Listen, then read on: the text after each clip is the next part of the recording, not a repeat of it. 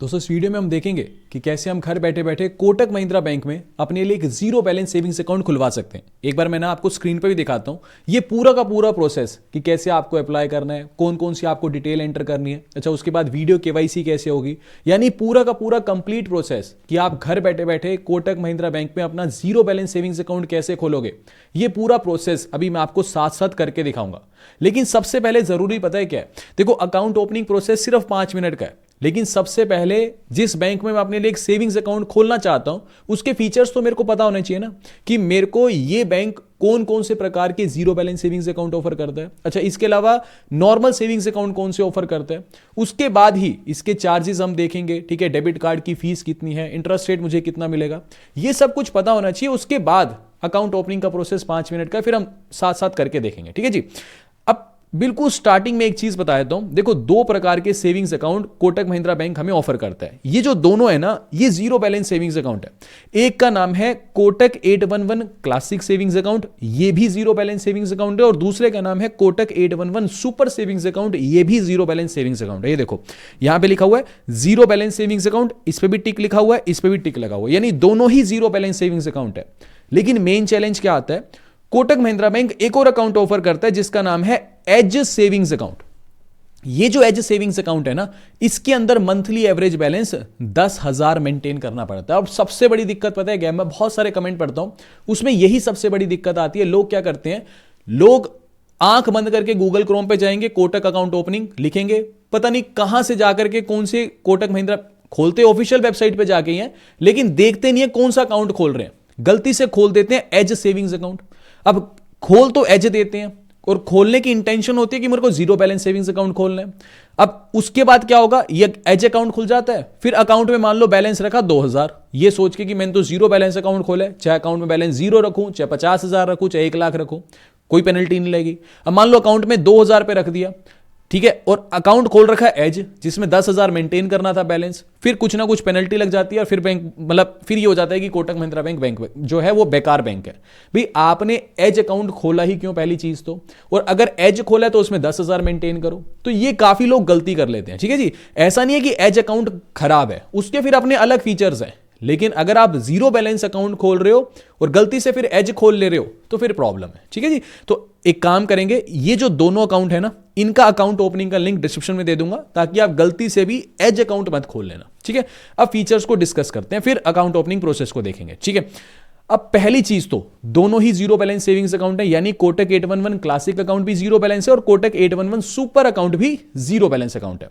जो classic account है ना, इसके अंदर इनिशियल फंडिंग आपको 2,000 रुपए की करनी पड़ती है। इनिशियल फंडिंग का मतलब क्या है कि जब अभी हम अकाउंट खोलेंगे तो अकाउंट ओपनिंग के वक्त ये बोलते हैं कि 2,000 रुपए इस अकाउंट के अंदर आपको इनिशियली डालने पड़ेंगे। ये सिर्फ इनिशियल फंडिंग है, उसके बाद चाहे अकाउंट खुलते ही वीडियो केवाईसी होते ही चाहे 2,000 वापस निकाल के लाइफ टाइम जीरो बैलेंस रख लेना, कोई चार्जेस नहीं लगेंगे। वहीं जो दूसरी तरफ सुपर अकाउंट है, इसके अंदर इनिशियल फंडिंग 10,000 करनी पड़ेगी, यानी एक बार 10,000 रुपए डालने पड़ेंगे अकाउंट खोलते वक्त। जैसे ही आपका अकाउंट खुल जाएगा उसके बाद चाहे अकाउंट में बैलेंस जीरो कर लेना, कोई पेनल्टी नहीं लगेगी। ये दोनों के बीच में फर्क है। ठीक है जी, अब जो ये नॉर्मल अकाउंट है जिसको क्लासिक अकाउंट बोलते हैं, इसके अंदर जो डेबिट कार्ड आपको मिलता है ना, फिजिकल डेबिट कार्ड जो वेलकम किट में आपके साथ आएगा घर पे, जब अकाउंट खुल जाएगा तो एक वेलकम किट आएगी, उसमें पासबुक, चेकबुक और डेबिट कार्ड होता है। तो जो डेबिट कार्ड की फीस है वो 399 रुपए है। ये जीएसटी बीएसटी मिला के है, इंक्लूसिव ऑफ जीएसटी, इसके ऊपर अलग से जीएसटी नहीं लगेगा, जीएसटी मिला के 399 रुपए फीस है।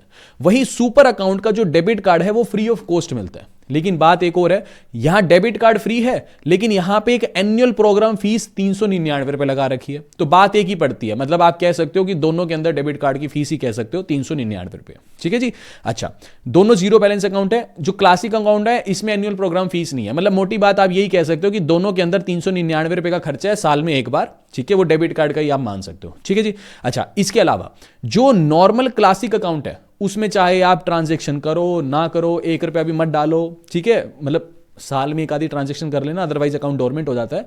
कहने का मतलब कुछ मैंडेटरी नहीं है कि इतने अकाउंट में आपके पैसा आना ही चाहिए, लेकिन सुपर अकाउंट ये बोलता है कि एटलीस्ट हर महीने 10,000 रुपए या 10,000 रुपए से ज्यादा की एक सिंगल एंट्री, क्रेडिट एंट्री, यानी आपके अकाउंट में हर महीने एक बार या तो 10,000 रुपए या 10,000 रुपए से ज्यादा, भाई 11,000 12,000 इकट्ठे एक साथ आने चाहिए। तभी ये अकाउंट चलता रहेगा।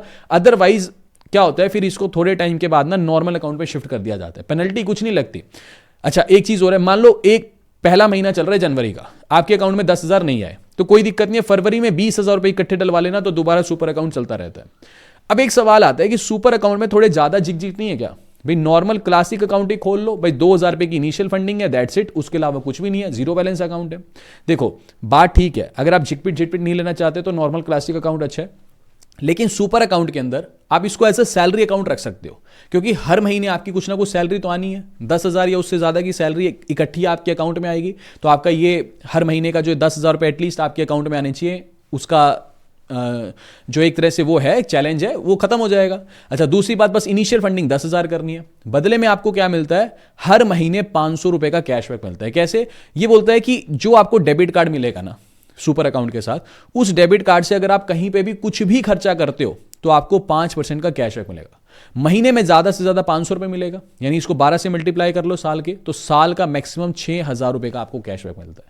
तो ये चीज अच्छी हो जाती है सुपर अकाउंट की, ठीक है। तो एटलीस्ट आपको हर महीने कैशबैक मिलता है। देखो किसी भी चीज की टेंशन नहीं लेनी, ठीक है। अगर आपको लगता है कि मैं सैलरी अकाउंट नहीं रख सकता तो फिर आप क्लासिक अकाउंट खोल लो। अगर आप सैलरी अकाउंट बना सकते हो इस अकाउंट को तो फिर सुपर अकाउंट खोलना, फिर हर महीने अपने आप ही 10,000 से ज्यादा सैलरी आ रही है तो झिकबिट खत्म, ठीक है ना। तो ये चीज है, बाकी इसके अलावा कोई भी चार्जेस नहीं है। इसके अलावा इसके थोड़े बहुत और फीचर्स हैं, उसको भी देख लेते हैं। अब यहां पे आता है कि एटीएम कार्ड जो आपको मिलेगा उसकी नंबर ऑफ ट्रांजैक्शन कितनी फ्री मिलेगी, ठीक है जी। तो ये बोलता है अगर तो आप इस कोटक महिंद्रा बैंक के एटीएम कार्ड से किसी कोटक महिंद्रा बैंक की ही एटीएम मशीन में जाते हो और कुछ ना कुछ कैश निकालते हो तो महीने में 5 ट्रांजैक्शन फ्री है, उसके बाद हर ट्रांजैक्शन के लिए 21 रुपए का चार्ज लगेगा। ऐसे इस कोटक महिंद्रा बैंक की इस एटीएम कार्ड से किसी दूसरे बैंक की एटीएम मशीन में जाते हो और कैश निकालते हो तब भी 5 ट्रांजैक्शन महीने की फ्री है, उसके बाद 21 रुपए का चार्ज हर ट्रांजैक्शन के लिए लगेगा। लेकिन अगर आप किसी मेट्रो सिटी में रहते हो, जो 6 महानगर हैं, ठीक है, उनमें से अगर आप किसी शहर में रहते हो और इस कोटक महिंद्रा बैंक के एटीएम कार्ड से अगर कोटक महिंद्रा बैंक की ही एटीएम मशीन में जाते हो तब तो 5 ट्रांजैक्शन फ्री है, उसके बाद 21 रुपए का चार्ज है। लेकिन अगर इस कोटक महिंद्रा बैंक के एटीएम कार्ड से किसी दूसरे बैंक की एटीएम मशीन में जाते हो और ये एटीएम मशीन किसी मेट्रो सिटी में लगी हुई है तो फिर महीने की सिर्फ 3 ट्रांजैक्शन ही फ्री है, उसके बाद 21 रुपए का चार्ज आपको देना पड़ेगा। इसके अलावा थोड़े बहुत इंटरेस्ट रेट्स को देख लेते हैं। एफडी अगर आप कराते हो 1 साल की, यानी 365 दिनों की एफडी कराते हो तो 6.25% का इंटरेस्ट रेट मिलता है। ये आप मत कराना, क्योंकि 390 दिनों की अगर आप एफडी करते हो 1 साल और 25 दिन की, सिर्फ 25 दिन ऊपर कराने की, तो 6.25% से इंटरेस्ट रेट बढ़ के 6.5% मिलता है। और अगर आप 391 डेज की करते हो तो 6.70% मिलता है। यानी देखो वही कोई बताता नहीं है ना ये चीजें, भाई आंख बंद करके लोग जाते हैं बोलते हैं 1 साल की एफडी कर देना, ऑनलाइन भी करते हैं तो 1 साल की एफडी कर देते हैं। सिंपल सा कैलकुलेशन समझो यार, 1 साल यानी 365 दिनों की एफडी कराने पे 6.25% का इंटरेस्ट रेट है, वहीं 26 दिन एक्स्ट्रा करानी है सिर्फ 391 डेज की एफडी कराने पे 6.70% का इंटरेस्ट रेट है, यानी 50-30.55% एक्स्ट्रा मिल रहा है। समझ रहे हो बात को? तो वही चीज़ है, ये कोई बताता नहीं है, इस वीडियो में हम डिस्कस कर रहे हैं। एक रिक्वेस्ट है, अगर आपको ये वीडियो अभी तक इन्फॉर्मेटिव लग रही है तो प्लीज वीडियो को लाइक और चैनल को सब्सक्राइब जरूर करना, ठीक है जी। अच्छा, इसके अलावा सेविंग्स अकाउंट में रखे पैसे पे आपको 2.50% का इंटरेस्ट रेट मिलता है। अब फटाफट से यहां पे हम देख लेते हैं, साथ साथ कर रहा हूं, आप चाहो तो आप भी साथ साथ अकाउंट ओपन कर सकते हो। अपना फोन ले लेना, मैं बिल्कुल साथ साथ आपके स्टेप्स कर रहा हूं, ठीक है। ये मैंने फोन ओपन कर लिया। देखो अकाउंट ओपनिंग का जो लिंक है वो डिस्क्रिप्शन बॉक्स में मैंने दे दिया। देखो सबसे पहले आपको क्या करना है, ये जो लिंक डिस्क्रिप्शन में दिया ना, जैसे इस लिंक पे आप क्लिक करोगे ना, ये क्लिक कर रहा हूं, जैसे इस लिंक पे क्लिक करोगे कुछ ऐसा इंटरफेस आपके सामने खुल जाएगा, ठीक है जी।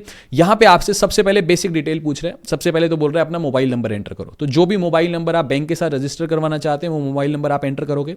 उसके बाद नीचे आपको अपनी ईमेल आईडी एंटर करनी है, उस ईमेल आईडी पे बैंक की तरफ से सारी नोटिफिकेशंस आपको भेजी जाएंगी, जो भी ट्रांजेक्शन करोगे सब कुछ ईमेल आईडी पे आता रहेगा।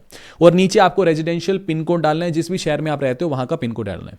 वो करने के बाद नीचे आपको ओपन अकाउंट के ऑप्शन पे क्लिक करना है। उसके बाद अगले पेज पे बोल रहे हैं we have mailed you an OTP, यानी अब आपकी मेल आईडी पर वेरिफिकेशन के लिए एक ओटीपी भेजा गया है, वो ओटीपी आपको एंटर करना है। ओटीपी एंटर करने के बाद देखो यहाँ पे मेल आईडी खोल के ना, यहाँ ओटीपी आएगा, ऐसा इंटरफेस दिखेगा, यहाँ पे आपको ओटीपी एंटर करना है फिर, ठीक है। ओटीपी एंटर करने के बाद ये आपको नेक्स्ट पेज पे ले जाएगा और नेक्स्ट पेज पे ये कुछ बेसिक डिटेल पूछ रहा है। बेसिक डिटेल में सबसे पहले पूछ रहा है कि जी पैन कार्ड का नंबर एंटर कर दो। तो जो आपका पैन कार्ड है उस पर एक पैन नंबर लिखा होता है, वो पैन नंबर आपको एंटर करना है। नीचे बोल रहा है आधार नंबर एंटर कर दो, तो आप अपना आधार कार्ड उठाना, वहां आपको आधार नंबर लिखा हुआ मिलेगा, वो आधार नंबर आपको यहाँ पे एंटर करना है, ठीक है जी। पैन नंबर और आधार नंबर एंटर करने के बाद नीचे चेकबॉक्स को सेलेक्ट करना है, उसके बाद सबसे नीचे प्रोसीड टू वेरीफाई के ऑप्शन पे क्लिक करना है, ठीक है। उसके बाद बोल रहा है वेरीफाई आधार विद ओटीपी। अब जो मोबाइल नंबर आपके आधार कार्ड से लिंक्ड है ना, उस पर वेरिफिकेशन के लिए एक ओटीपी भेजा गया, तो वो ओटीपी यहां पे आपको एंटर करना है। तो आपका आधार वेरीफाई हो जाएगा, आधार लिंक्ड मोबाइल नंबर। फिर अगले पेज पे बेसिक परमिशन मांग रहा है, तो यहाँ पे आपको अलाउ के ऑप्शन पे क्लिक करना है। फिर अगले पेज पे यहाँ पे आपको आपकी फोटो दिखाई देगी, आपका नाम दिखाई देगा, आपकी डेट ऑफ बर्थ, जेंडर, ये सब कुछ दिखाई देगा। नीचे कुछ एक बेसिक डिटेल पूछा है, जिसमें पूछ रहा है father name as on PAN card. जैसा पैन कार्ड पे आपका फादर नेम लिखा है ना, एज इट इज वही लिखना है। जैसे मान लो पैन कार्ड पे मान लो किसी का फादर नेम रमेश कुमार लिखा हुआ है, तो यहां पे भी रमेश कुमार लिखना है, यहां सिर्फ रमेश मत लिखना, अदरवाइज फिर ये रिजेक्ट हो जाएगा अकाउंट ओपनिंग प्रोसेस, ठीक है। फिर नीचे ऑक्यूपेशन पूछ रहे कि स्टूडेंट हो, सर्विस में, प्राइवेट जॉब करते हो, पब्लिक जॉब करते हो। अब जिसके लिए मैं अकाउंट खोल रहा हूं वो स्टूडेंट है, तो मैं यहाँ पे स्टूडेंट सेलेक्ट कर लिया। आपका जो प्रोफेशन है वो आप सेलेक्ट कर लेना। फिर नीचे मंथली इनकम, मैं यहाँ 0 एंटर कर रहा हूँ। आप महीने में कितना पैसा कमाते हो यहाँ पे आप एंटर कर सकते हो, ठीक है जी। अच्छा, उसके बाद ये पूछे मेजर सोर्स ऑफ इनकम क्या है। जैसे मेरे में 2 ही ऑप्शन दिखा रहे हैं क्योंकि मैंने स्टूडेंट सेलेक्ट किया, एक फैमिली इनकम, दूसरा इन्वेस्टमेंट इनकम, तो मैं यहाँ फैमिली इनकम सेलेक्ट कर लेता हूँ। आपका अलग अलग ऑप्शंस दिखाएगा क्योंकि जो आप प्रोफेशन सेलेक्ट करोगे उस हिसाब से अलग अलग ऑप्शंस दिखाएगा, ठीक है जी। फिर मैरिटल स्टेटस पूछ रहा है कि सिंगल हो, मैरिड हो, तो अगर शादी हो गई है तो मैरिड, नहीं हुई है तो सिंगल, ठीक है जी।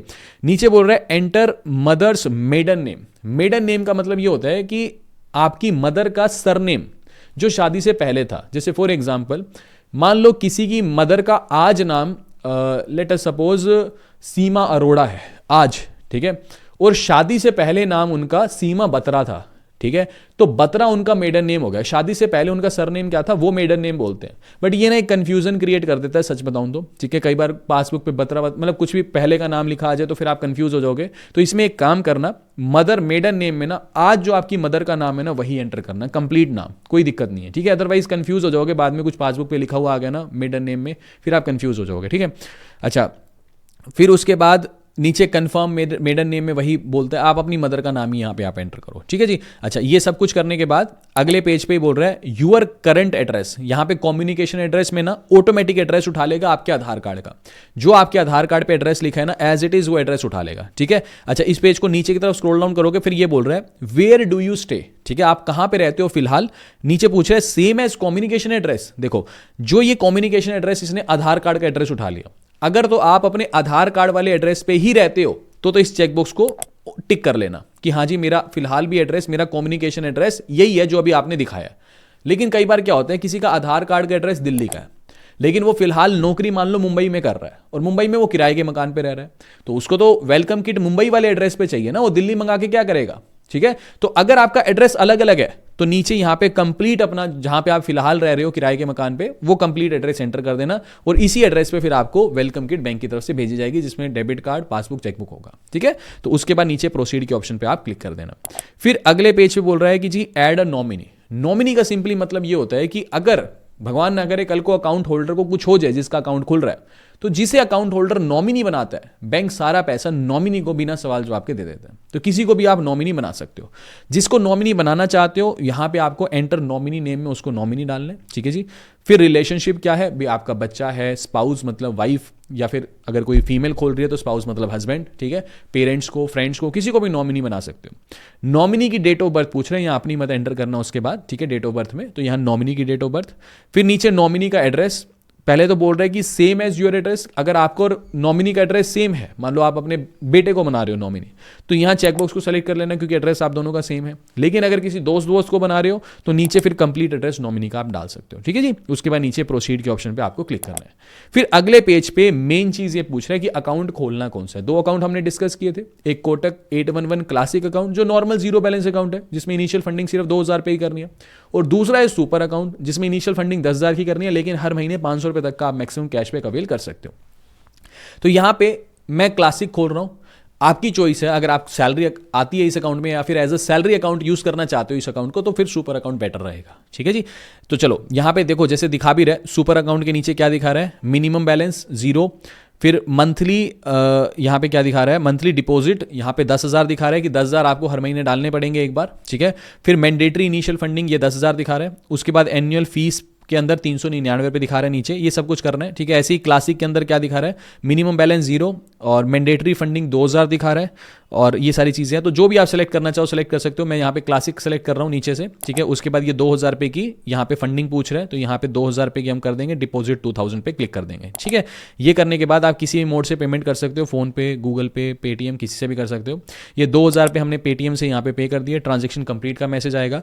उसके बाद अकाउंट हमारा ऑलमोस्ट खुल गया, बट लेकिन वीडियो केवाईसी करनी होती है, तो यहाँ पे नीचे स्टार्ट वीडियो केवाईसी वाले ऑप्शन पे क्लिक कर देंगे। उसके लिए बोल रहे हैं कि ओरिजिनल पैन कार्ड होना चाहिए, तो यहाँ पे नीचे गो टू वीडियो केवाईसी वाले ऑप्शन पे क्लिक करेंगे। फिर ये जितने भी सारे चेकबॉक्स दिखा रहे हैं अगले पेज पे, सारे चेकबॉक्स को सिलेक्ट करना है और उसके बाद नीचे एग्री एंड प्रोसीड के ऑप्शन पे क्लिक करना है। अब यहाँ पे ये कुछ फोटोज बोल रहे हैं अपलोड करने की, तो आपको अपना ओरिजिनल पैन कार्ड रखना है अपने सामने और टेक फोटो के ऑप्शन पे क्लिक करना है। ओरिजिनल पैन कार्ड की फोटो कैप्चर करने के बाद फिर आपको यहाँ पे अपनी प्रोफाइल सेल्फी लेनी है, ठीक है। सेल्फी लेनी है, यहाँ पे टेक फोटो के ऑप्शन पे क्लिक करना है और ऐसे आपको अपनी जो सेल्फी है वो यहाँ पे अपलोड कर देनी है। फिर ऐसे ही ब्लैंक पेपर पे एक सिग्नेचर करने हैं और उसकी फोटो कैप्चर करनी है, वो यहाँ पे टेक फोटो के ऑप्शन पे आपको दोबारा क्लिक करना है और अपनी फोटो सिग्नेचर की कैप्चर कर लेनी है। ये तीनों चीज़ें होने के बाद यानी ओरिजिनल पैन कार्ड हो गया अपलोड, प्रोफाइल पिक्चर अपलोड होगी, सेल्फी और सिग्नेचर जो है अपलोड हो गए, ये तीनों चीज़ें अपलोड हो जाएंगी और उसके बाद ये आपको एक कोटक महिंद्रा बैंक के एम्प्लॉय से कनेक्ट करेगा, वीडियो केवाईसी में कनेक्ट करेगा, जिसके बाद कोटक महिंद्रा बैंक का एक एम्प्लॉय आपके सामने आएगा जो आपको बोलेगा ओरिजिनल पैन कार्ड दिखा दो, ठीक है जी। और मतलब वो चेक करेगा एक तरह से ओरिजिनल पैन कार्ड, वो अगेन आपकी फोटो कैप्चर करेगा वेरिफिकेशन के लिए और सिग्नेचर जो है दोबारा से आपको कहेगा कि दोबारा मेरे सामने करके दिखा दो। ये सब कुछ होने के बाद आपकी जो केवाईसी है वो भी कंप्लीट हो जाएगी, यानी आपको बैंक एक बार भी जाने की जरूरत नहीं पड़ेगी, केवाईसी कंप्लीट हो जाएगी और एक हफ्ते के बाद जो वेलकम किट है वो आपके घर पे डिलीवर कर दी जाएगी। अगर आपको देखो ये सिंपल सा प्रोसेस है, अगर आपको वीडियो जरा सी भी इंफॉर्मेटिव लगी तो प्लीज वीडियो को लाइक, चैनल को सब्सक्राइब और नीचे एक पॉजिटिव कमेंट जरूर करना चाहिए, लिख देना सिंपल सा कि this is best video on Kotak Mahindra bank account opening process. इससे हमें जो है बहुत ज्यादा मोटिवेशन मिलता है, आपके इससे कुछ पैसे नहीं लगने बट हमें बहुत ज्यादा मोटिवेशन मिलता है। बाकी मिलते हैं आपसे अगली वीडियो में, अभी के लिए this is end of the video. Thanks for listening and thank you all.